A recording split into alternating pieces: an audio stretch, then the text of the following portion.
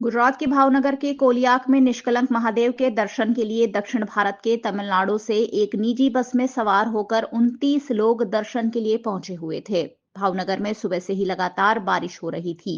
घोघा में 6 इंच से ज्यादा बरसात के चलते मालेश्वरी नदी उफान पर थी, जिससे श्रद्धालुओं की बस लेकर आ रहे ड्राइवर की घोर लापरवाही के चलते बस नदी के तेज जल प्रवाह में फंस गई, जिससे 29 लोगों की जान खतरे में पड़ गई। बस के पानी में फंसे होने की जानकारी मिलने पर ग्रामजनों द्वारा तत्काल सरपंच को इत्तला की गई। तत्काल घोघा के मामलतदार, प्रशासन, पुलिस विभाग समेत का काफिला मौके पर पहुंचा। स्थिति को बेकाबू होता देख भावनगर कलेक्टर, भावनगर एसपी, विधायक जीतू वाघानी समेत के लोग भी मौके पर पहुंचे और रेस्क्यू ऑपरेशन में शामिल हुए।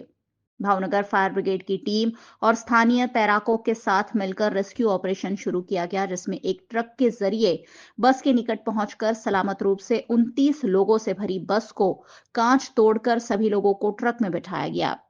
लेकिन मामला तब बिगड़ गया जब ट्रक भी पानी के तेज प्रवाह में फंस गई और 29 लोगों की जान फिर से खतरे में पड़ गई।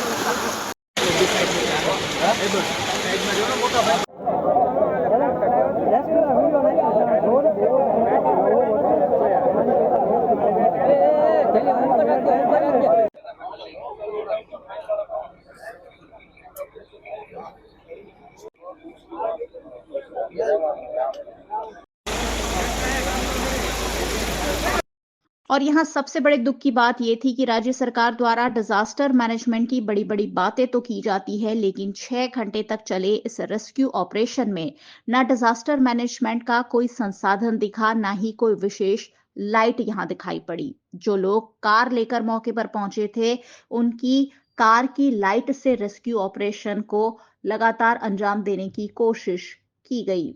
आखिरकार भावनगर के कलेक्टर ने एनडीआरएफ की सहायता ली और एनडीआरएफ की सहायता से 29 लोगों को सुरक्षित रूप से रेस्क्यू किया गया। નિષ્કલંક મહાદેવ કોળિયા ખાતે એક તમિલનાડુથી પોંડિચેરીની બસ એ અહીંયા 29 લોકો ડ્રાઈવર સહિત દર્શને આવેલા, સ્નાન કરવા આવેલા. ભારે વરસાદ અને દરિયાનું પાણી બંને ભેગું થતાં આ જે કોઝવે છે ત્યાં બસ ફસાયેલી. સદનસીબે માનનીય મુખ્યમંત્રી શ્રી ભૂપેન્દ્રભાઈ પટેલે એના ધ્યાનમાં આવતા કલેક્ટરશ્રીને તંત્રને કામે લગાડ્યું. મને પણ ફોન કર્યો, મને પણ અહીંયા મોકલ્યો કે સંકલન કરીને વ્યવસ્થાઓ તાત્કાલિક ગોઠવો. એક ટ્રક ત્યાં મોકલી, બસના કાચ ફોડીને તમામ જે દર્શનાર્થીઓ છે, જે પ્રવાસી છે, એમને સહી સલામત એ ટ્રકમાં ખસેડવામાં આવ્યા. સ્થાનિક ગામના સરપંચથી માંડી સ્થાનિક વહીવટીતંત્ર, collector Shri R K Mehta, commissioner Shri Sujit Kumar, DSP Shri Harshadbhai અને તમામ વહીવટીતંત્ર, આરોગ્યની ટીમ પણ કામે લાગી. પણ ત્યાં પણ એક ટ્રકનું પૈડું ફસાઈ જતાં વળી પાછી એક તકલીફો ઊભી થઈ અને પાણી પણ સતત વધવું ઘટવાની પરિસ્થિતિ થઈ. કલાકો પછી ઘણા બધા નિર્ણયો અલગ અલગ પ્રકારના થયા. એનડીઆરએફની ટીમ પણ આવી, એટલો બધો પ્રવાહ હતો એ પણ ન પહોંચી શકી.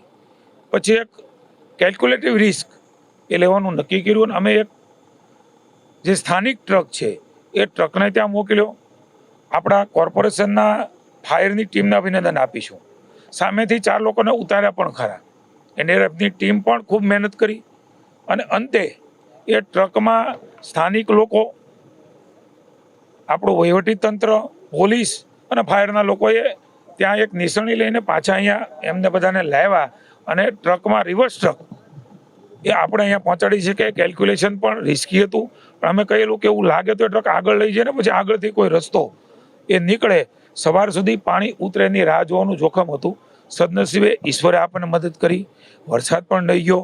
તંત્રની પણ એટલી સાવચેતી એમના કારણે અન્ય રાજ્યના તમિલનાડુના 29 લોકો એ હેમખેમ આજે પોલીસની બસમાં આપણે ત્યાં ભાવનગર લઈ જઈ રહ્યા છીએ.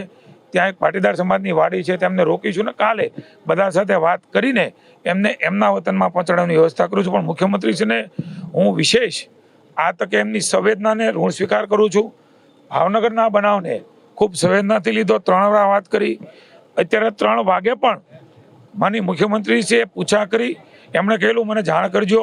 તંત્ર દ્વારા સારી કામગીરી કરવામાં આવી છે, પરંતુ પ્રશાસન પાસે પૂરતા સાધનો નહોતા, એટલા માટે વિલંબ. નહીં, એવું નથી. આમાં એવું છે કે પાણીનો વેગ એટલો બધો છે કે કોઈ પણ પ્રકારનું સાધન નાખવામાં આવે તો આ પહોંચી શકે એમ નહોતું. અહીંયા હોડી ચાલી શકે એમ નહોતી.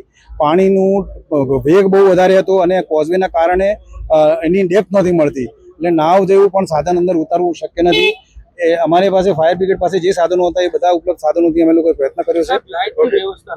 જી, લાઇટની વ્યવસ્થા નહોતી. આ લાઇટની વ્યવસ્થા બિલકુલ વગડો છે અને છતાંય વાહનોની હેડલાઇટથી આપણે હાઈ ઇન્ટેન્સિટી લાઇટથી આપણે બધાએ મદદ કરી છે અને અમે લોકો બધાના સહયોગથી આપણે આજે સક્સેસફુલી બધાને રેસ્ક્યુ કરી છે.